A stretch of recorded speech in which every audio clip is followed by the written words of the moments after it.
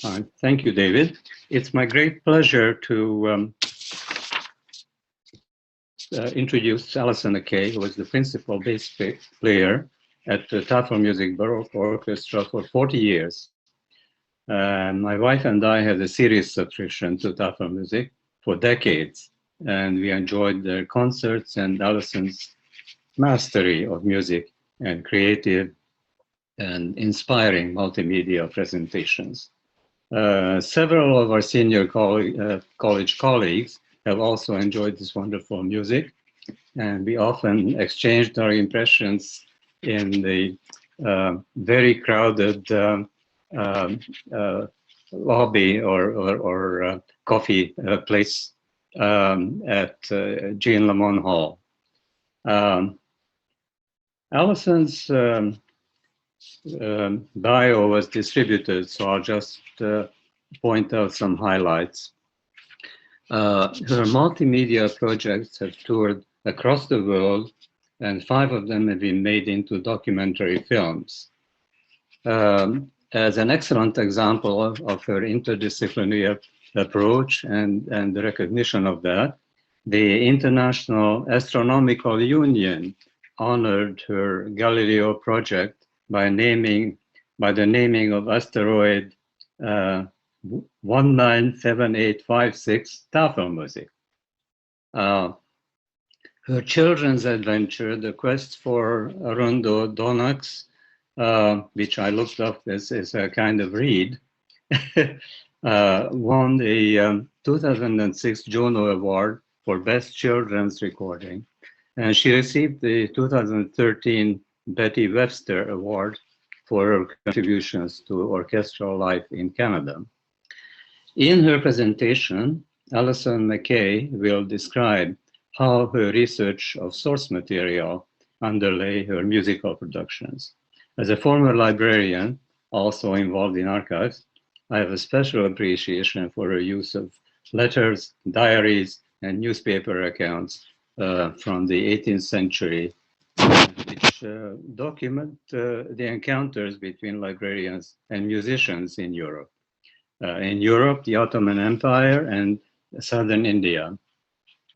Also the place of musical works in library collections and libraries as venues for musical performances. Today's talk will be illustrated by 3 excerpts from films of Tafelmusik concerts: the Galileo Project, the House of Dreams, and the Leipzig Damascus Coffee House. Please join me now in welcoming Alison Mackay. Thank you so much, Peter and David, for your warm welcome. And I'm very delighted to be here today. I was very touched to be asked by Peter and Tafelmusik friends to take part in this. And I'm very grateful to the Tafelmusik office for allowing me to use wonderful Julia Mandel, who is the manager of customer relations at Tafelmusik, who is running the images and video for me today. This is my first Zoom talk, so that I can tell you that's taking my blood pressure down quite a bit, having someone else deal with the technology. I'm going to be speaking about connections, cultural intersections today that I find very fascinating, but most of them I'm by no means a specialist in. So I'm really going to welcome all of your corrections and amplifications anytime you like or when the time comes. At the beginning of April of the year 1721, a visitor arrived at number 10 Rue de Tournon, near the Luxembourg Gardens in the center of Paris. The visitor, dressed in clerical garb, was the most powerful librarian in France, l'Abbé Jean-Paul Bignon, the royal librarian. He was part of a distinguished family which would administer the royal libraries of France for 150 years, the century and a half leading up to the French Revolution. His mother, Suzanne Philippot, was a distinguished intellectual and poet, and the subject of one of the very rare female portraits cast in bronze in the 17th century. The abbot had come to call on a distinguished visitor, recently arrived from Istanbul, with a retinue of 80 attendants including an imam to lead prayers, a wardrobe master, a translator, a doctor, a coffee brew master, a pipe filler, and 15 kitchen staff.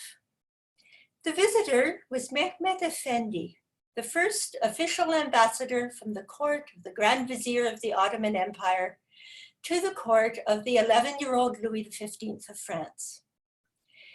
The 80 visitors from Istanbul had traveled for 45 days by sea, and upon arrival in the south of France, had discovered that the area around Marseille was in the grip of an epidemic. In his journal, the ambassador wrote, "When a contagious disease breaks out in France, they isolate those coming from abroad. And if communication is unavoidable, it must be done at a distance." The group was sent to a small uninhabited island off the coast near Montpellier, where they waited for the 40 days before proceeding to Paris. "I found," the ambassador wrote, "that the best thing to do was to kiss the hem of the robe of patience." Good advice for us now. Mehmet Efendi was, like l'Abbé Bignon, a scholar and a bibliophile, and the two, speaking through a translator, had a wide-ranging discussion of Ottoman and French science and arts. And they found that they shared an intense interest in music, and they embarked on a series of conversations comparing Ottoman and European musical practices.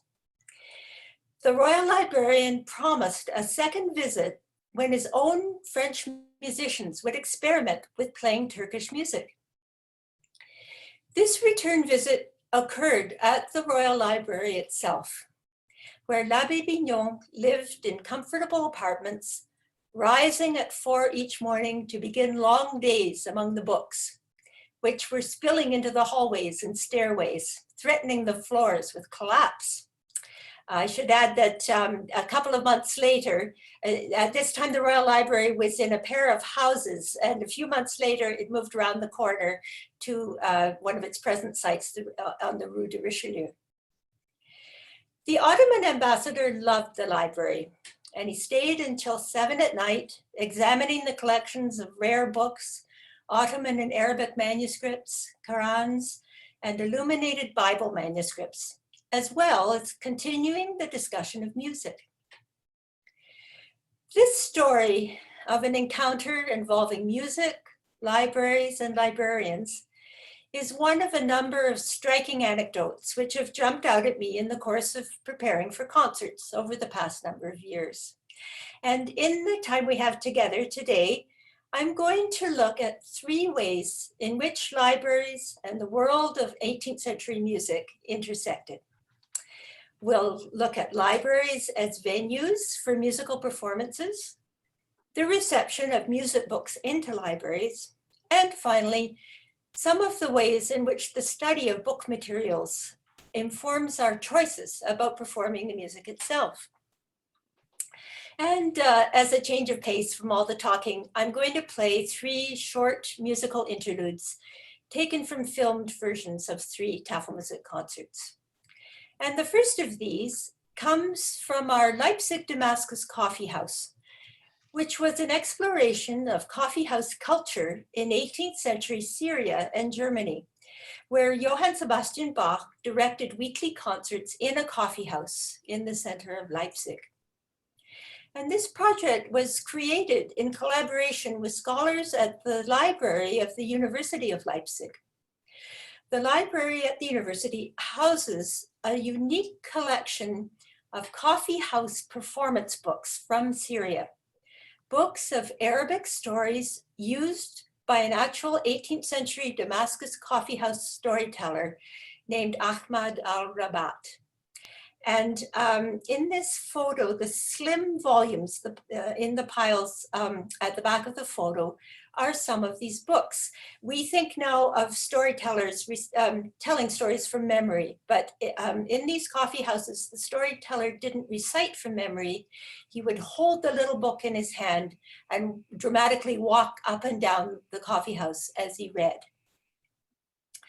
Now, Bach had moved to Leipzig in 1723, and by that time, the library already had a rich collection of Arabic manuscripts, and there were several fascinating reasons for this. The first was that in September of 1686, Saxon mercenaries fighting in the Ottoman War with the Austro-Hungarian Empire had taken part in the battle for the city of Buda, which had been under Ottoman rule for 150 years. And when the city fell to the Austrian allies, libraries were looted by these Saxon troops, and Islamic manuscripts were brought back to Leipzig, which of course was the most important library in Saxony at that time. The second reason was the close relationship of the University of Leipzig with the Halle Orphanage, an extraordinary institution, now a UNESCO World Heritage Site, which started as a charity school for orphaned girls and boys in 1695. And then it grew into a town of learning for students of all ages on the edge of the city of Halle.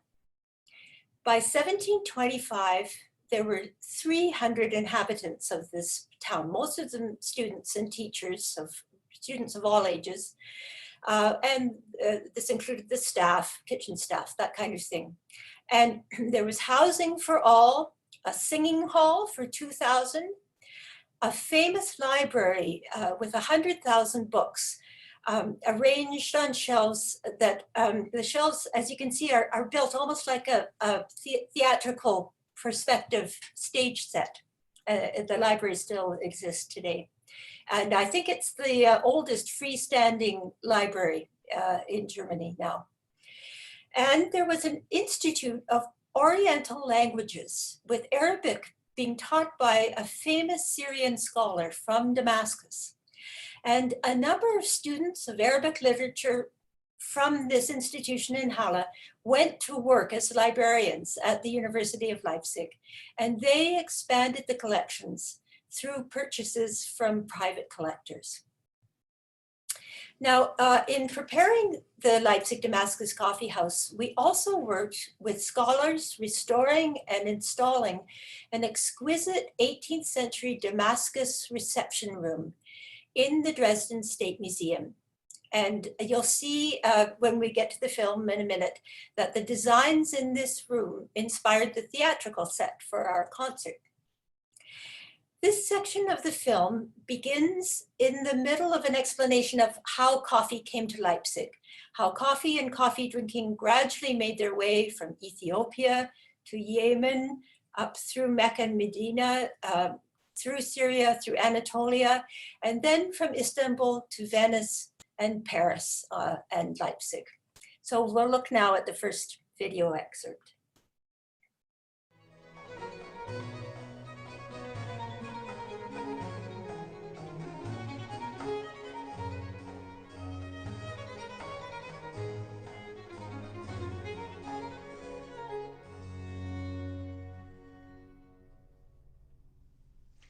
The craze for coffee drinking came to Paris with the arrival of Eastern ambassadors at the court of Louis XIV.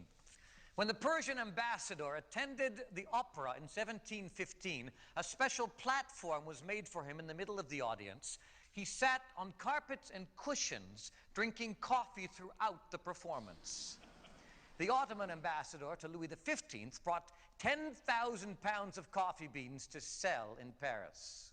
A great music lover, he attended a special performance of music by Jean-Baptiste Lully and a demonstration organized by the royal librarian on the differences between Arabic and French music.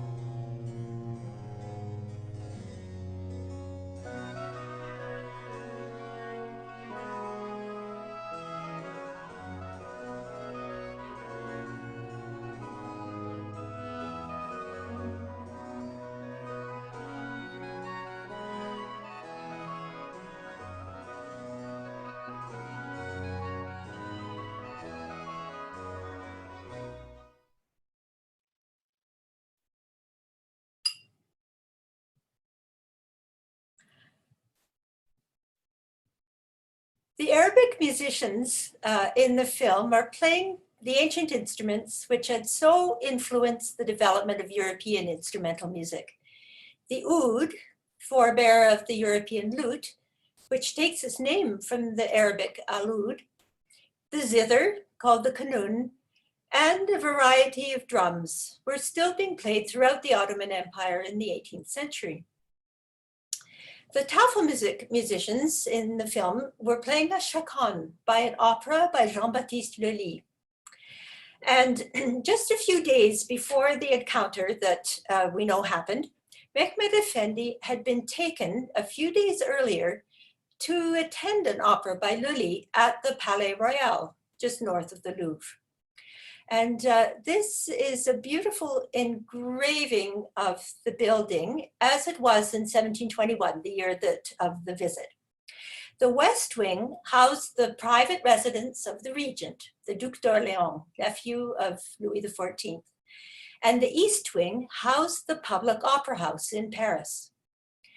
The opera which the ambassador attended was Lully's Thésée, based on an incident in the story of Theseus as recounted in Ovid's Metamorphoses, which was the source of many, many French opera plots at this time.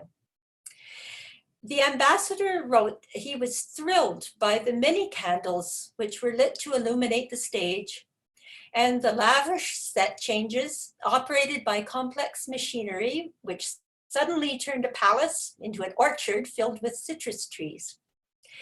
And the reason that so many details of this particular diplomatic visit are known is that many people wrote very detailed chronicles of it from their own points of view.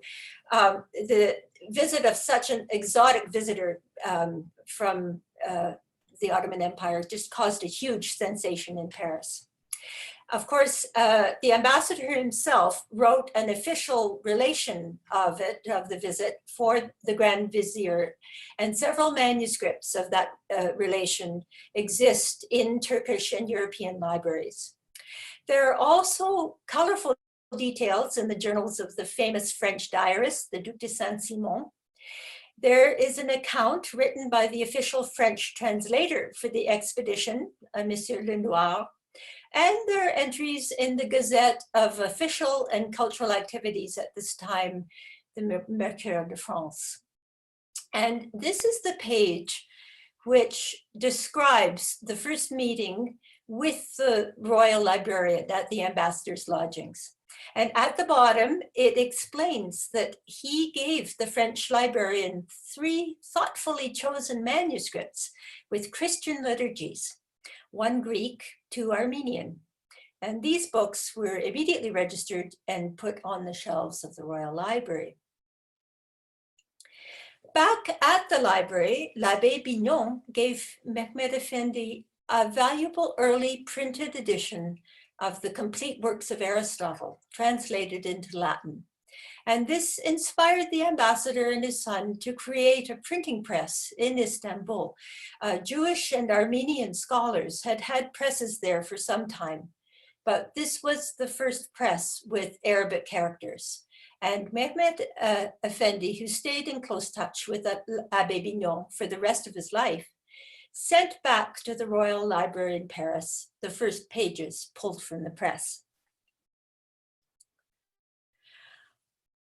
Diplomatic gift-giving was, of course, only one of the ways in which valuable manuscripts and books came into library collections.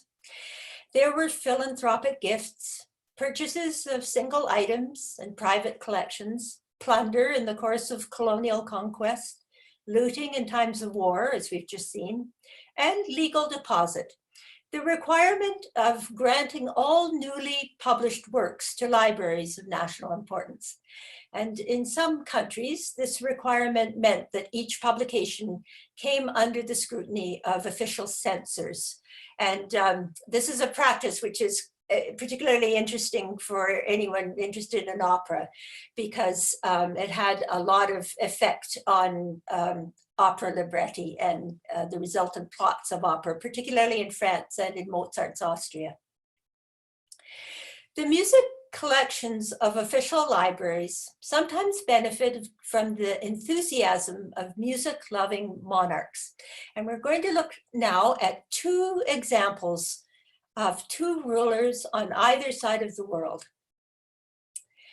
The Kaveri River rises in the foothills of the Western Ghat Mountains and flows across the south of India into the Bay of Bengal. Its fertile delta is home to the ancient city of Tanjavur, a cradle of the arts for over 1,000 years. Under Maratha rulers who came to power in 1675, the court became a famous center of literature, philosophy, theater, dance, and music. And it was the kind of royal court regarded as the best possible working situation for musicians who were supplied with grants of land, with housing, and with monthly salaries. And the complex melodic and rhythmic structures of Indian classical music were codified by scholars at the Tanjavur Palace, where eminent musicians performed in magnificent halls for the royal family. And this is an image of one of those halls. Singers were accompanied by the ancient lute of India, the veena, and the double-sided mridangam, the most important percussion instrument of South Indian music. And I should mention that the veena pictured in this tapestry is thought to be a cousin of the Arabic oud, in a line of plucked stringed instruments that influenced each other along the route of the Silk Road. The Raja of Tanjavur in the late 18th century was named Sarfoji II. He was a great bibliophile and music lover. Famous for his religious tolerance and educational reforms, he was proficient in Tamil, Telugu, Urdu, Sanskrit, French, English, German, Danish, Greek, Dutch, and Latin.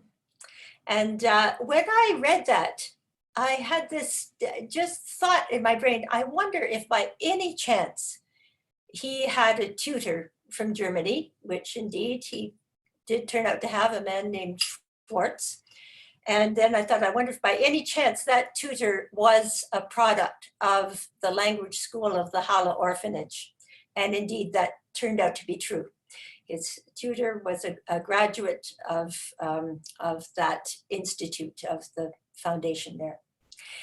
The Raja was a scholar and a composer of Indian music, and one of the most important figures in the history of libraries in India. The Sarasvati Mahal Library was founded as the Royal Library of Tanjavur in the 16th century. And by 1800, it had a magnificent collection of palm leaf and paper manuscripts from the south of India. And it also had a remarkable catalog of European music, printed, engraved, and handwritten, all gifts from the monarch. For in addition to his love and his scholarship of Indian classical music, he had a deep knowledge of European vocal and instrumental works. European visitors to the court reported that he maintained a magnificent ensemble of musicians who played Indian music and works by Hajnal and Corelli on violins, harps, and other European instruments, combined with a group of 8 veenas, the Indian plucked lutes. I would have loved to have heard that. Most remarkably of all, he kept a lending library of sheet music within the Royal Library, as well as actual violins, a harpsichord, later early pianos, which could be borrowed by local families, along with actual musicians. They could have a kind of music -1 experience, where if they played the flute, a player could borrow the band, borrow the new copies of sheet music, of new flute music, and play these new works with the accompaniment of the Raja's musicians. And the most sought after loans of all were those of Daraya Ramasamaya the monarch's famous Brahmin piano tuner. And I bet he was an amazing piano tuner because he was also a very famous Vina player with the scales arranged in many more microtones than our piano. So he probably had an incredibly acute ear for piano tuning. And the other very popular loan was of Angus Bruce, the royal bagpiper. George III of England was also a great music lover and bibliophile. He established a music library within the King's Library, and today hundreds of manuscripts of works by Handel and later composers are in the British Library as gifts from the King. And the collection also contains a number of programs of concerts held at Buckingham House and Windsor Castle in the King's own handwriting. And this is one of those. When he came to the throne in 1760, he had already begun to look for private collections which might be purchased to raise the quality and prestige of the somewhat small royal library. The library that he inherited from his forebears was not nearly as magnificent as the libraries in Paris or indeed in Tanjore. One of the most important collectors whom he identified was a fascinating character, sometimes dismissed in England by class-conscious contemporaries as a merchant or a social climber, but someone whose refined taste and enthusiasm for culture made him an important figure in the worlds of music, of libraries, and of visual art. Today, he might be called an influencer. His name was Joseph Smith, and little is known about his origins, but as a child, he attended Westminster School, the charity school attached to Westminster Abbey. And the school gave him a thorough grounding in Latin and Greek. In 1700, when he was just 19 years old, he went to Venice to work in the import-export business in an English company, which ran the merchant bank and imported wines and olives and dried fruits from the Levant. And he amassed great wealth, no doubt partly because of the love of people in England for all of those steamed puddings and Christmas cakes that need dried fruits. In 1744, he became the British consul in Venice, and for the rest of his long life, he was known as Consul Smith. He lived just above the Rialto on the Grand Canal, and we don't know what Consul Smith looked like, but we do have a portrait of his house in this Canaletto painting. And it's a little hard to see at the moment. You'll see it live a little bit later. It's the fourth house in from the right of the painting, white, with a little landing platform for gondolas.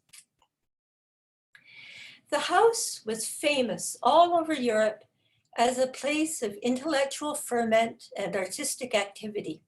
Carlo Goldoni dedicated his play, Il filosofo inglese, to Consul Smith, and in the preface, called the house the site of the most perfect union of the sciences and the arts.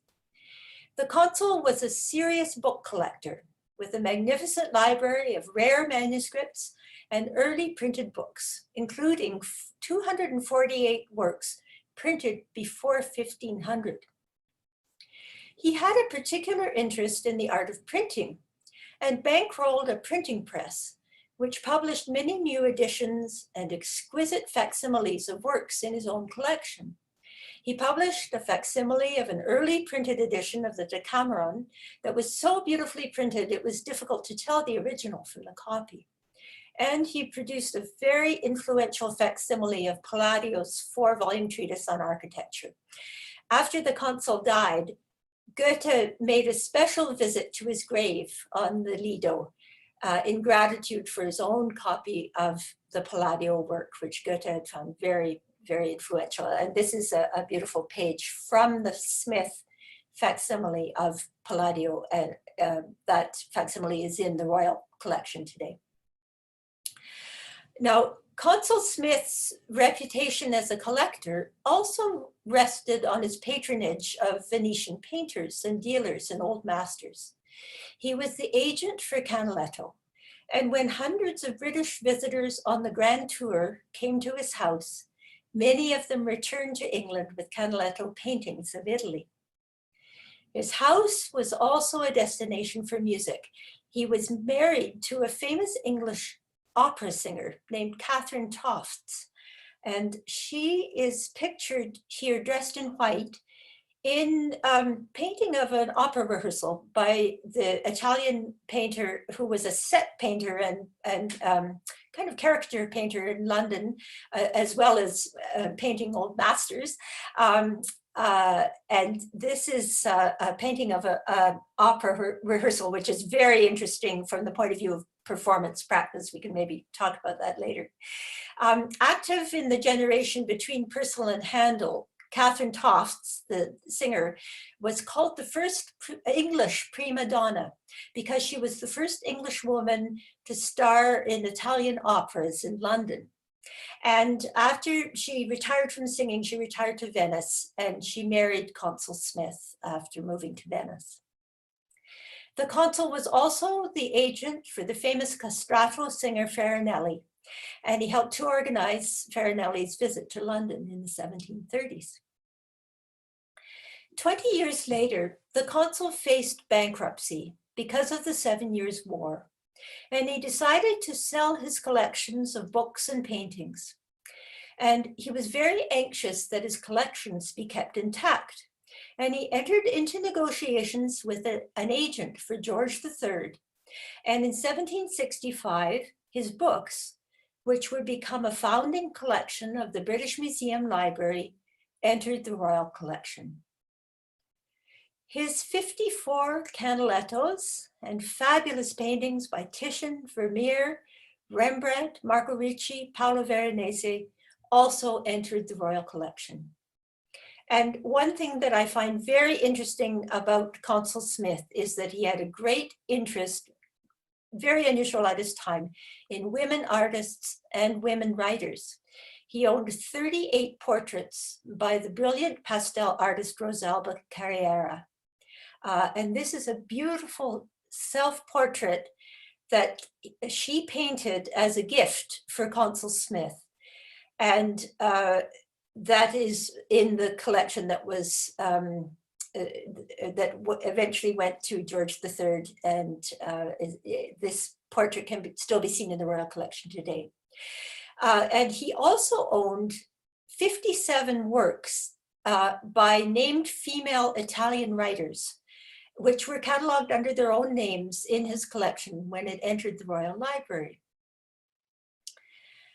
I should say, just as a little postscript, that after he sold all his books, his huge collection of paintings, and also coins and medals and cameos to George III, he started on a second huge collection, which was just as big, and that he kept collecting until the end of his life in Venice. So we'll take a little visit to Venice now.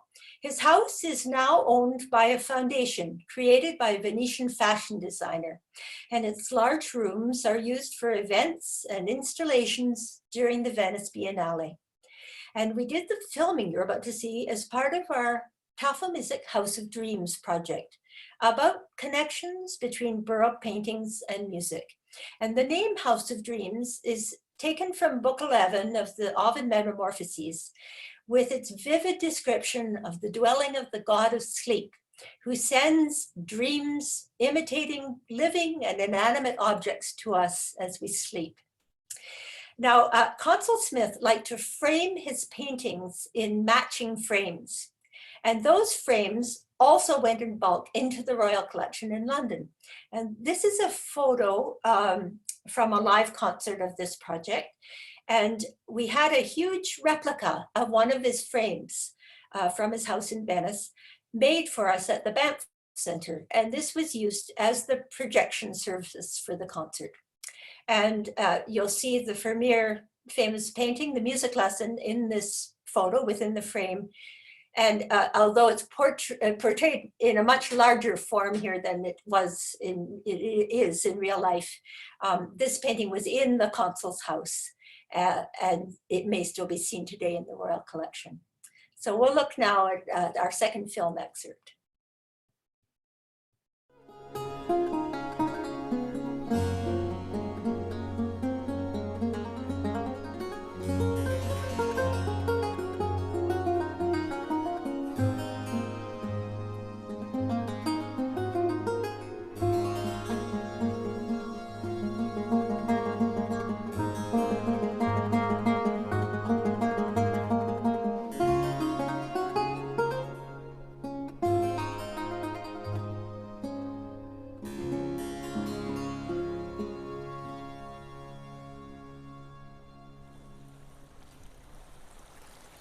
A version of this painting was hanging on a wall in Venice, in the home of Joseph Smith, who was a patron and agent of Canaletto's.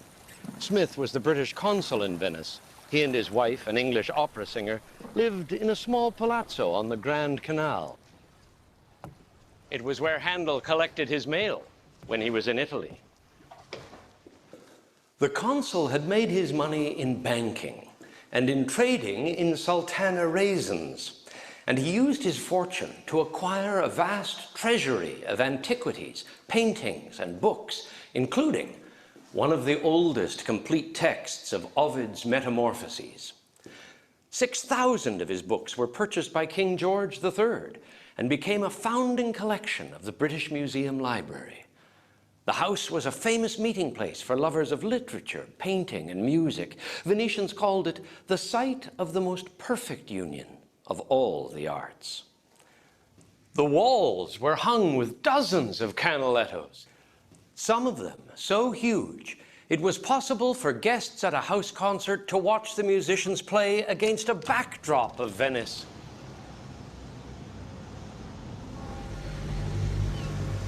As if they had taken their instruments out into the piazzas of the city.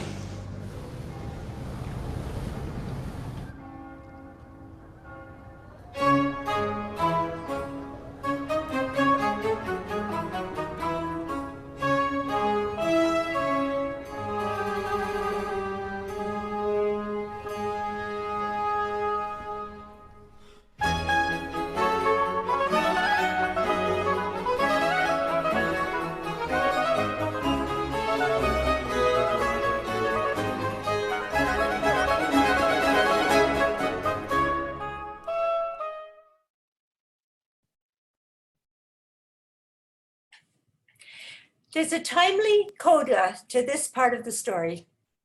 When George III died, his son, George IV, bequeathed his father's library to the nation, with the proviso that the collection be kept separate and entire. A dedicated gallery called the King's Library was built for it in the 1820s in the new British Museum. Today, the collection is housed in the new British Library, but from last August until this past month, the old King's Library Gallery in the British Museum became home to a new library, an art installation called the Library of Exile, created by the great ceramic artist and author Edmund de Waal. Many of you will have read The Hare with Amber Eyes, or perhaps seen Edmund de Waal's white pots lining a red dome at the Victoria and Albert Museum. Originally created for the Venice Biennale, then instead installed in Dresden in the State Museum of Dresden, and now in the British Museum, the Library of Exile is a birch and oak wooden structure filled with vitrines of ceramics, and on the shelves, 2,000 books, all written in exile or by authors who have been exiled. On the outside walls are written the names of libraries, ancient and modern, which have been destroyed, including the Iraqi Library of Mosul, which was destroyed in 2015 by ISIS forces. Now, all 2,000 books, which include a copy of the Metamorphoses of Ovid, which, although not written in exile, Ovid was exiled, of course, to the Black Sea in later life. All of these 2,000 books will be sent to help rebuild the collection of the library in Mosul. To finish, I'd like to take up 3 strands which lead backwards in time to Johann Sebastian Bach, starting in one of the most beautiful libraries in Europe, the Austrian National Library, formerly the Court Library of the Austro-Hungarian Empire. In 1786, the Austrian writer Johann Petzel described his reaction to walking into the library. And here's a beautiful photo of the main hall of the library. The great impression one feels on entering this hall is indescribable. No other sacred or secular building has ever so enraptured and overwhelmed me as the view of this library. The head librarian at the end of the 18th century was Gottfried van Swieten, one of the most influential public figures in Austria. Born in Holland, he came to Vienna when his father became the private physician to Empress Maria Theresa and head of the Royal Commission investigating reports of vampire killings in the Eastern Empire.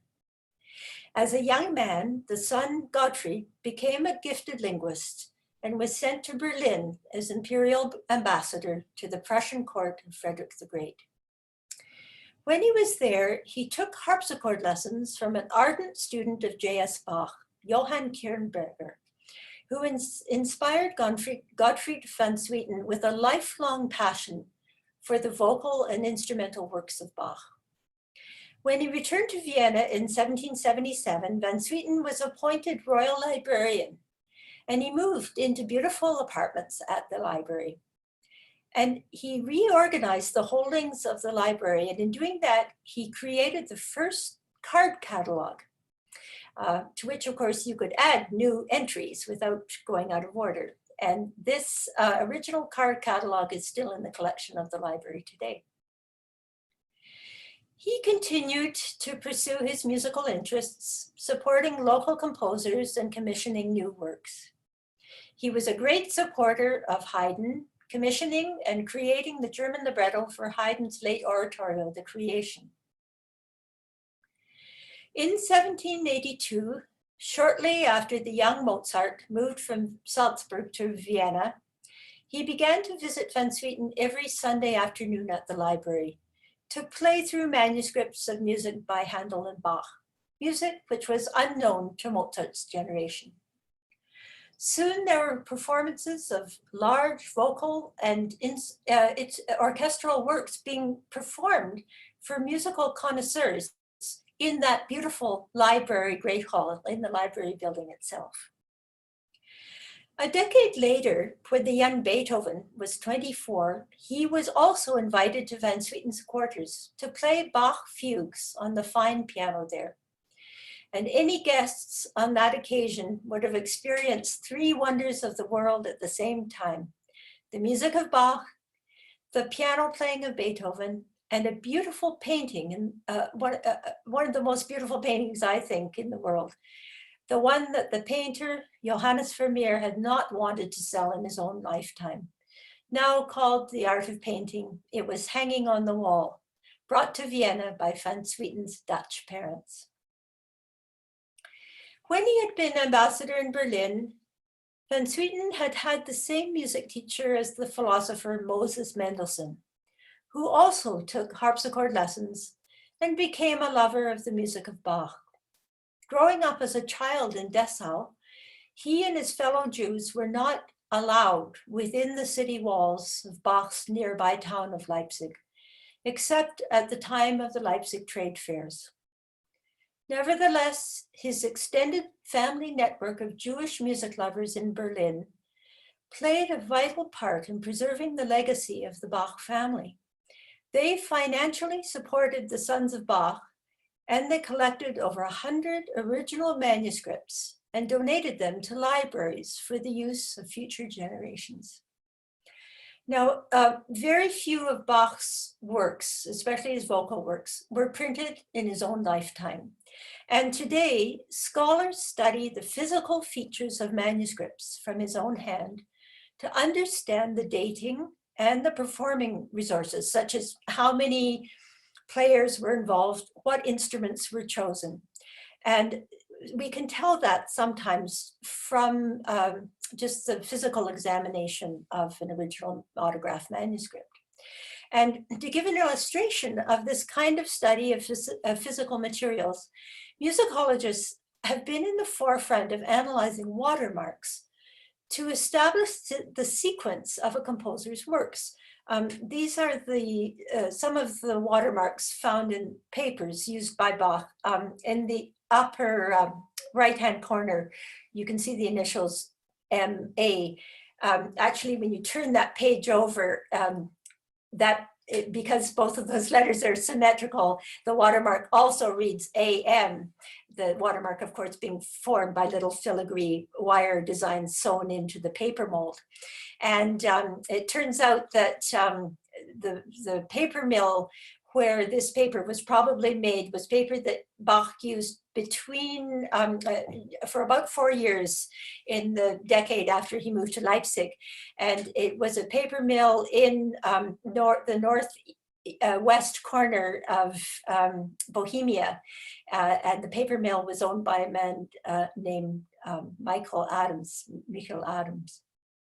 No, I'm wrong, it's Adam Michael. So this is, it is the other way around, it's AM. And I had a great correspondence with his great granddaughter, something like that, who lives in the States now. As a player myself, at the bottom of a Baroque ensemble, I play 2 instruments, as does my wonderful young successor at Tafelmusik, Pippa McMillan. We play a double bass, which plays in the octave below the cello. And we also play a 5 or 6 stringed instrument from the viola da gamba family, which goes a 4th lower than the cello. I'm getting a little technical here, but it plays in the same range as the cello. And it has a clearer and a more intimate sound than a double bass. It's an instrument called a G violone.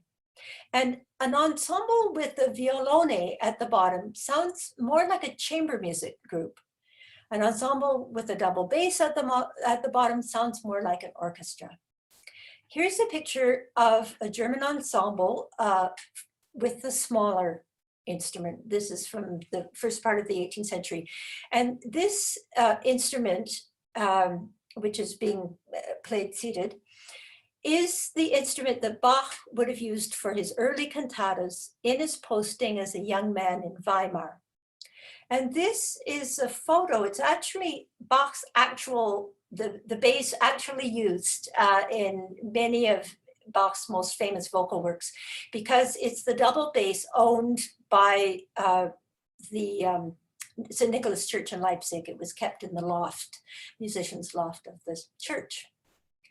And the examination of watermarks and handwriting has helped to date the cantatas, and sometimes it's the only way we can do it, or not we, the only way scholars can do it.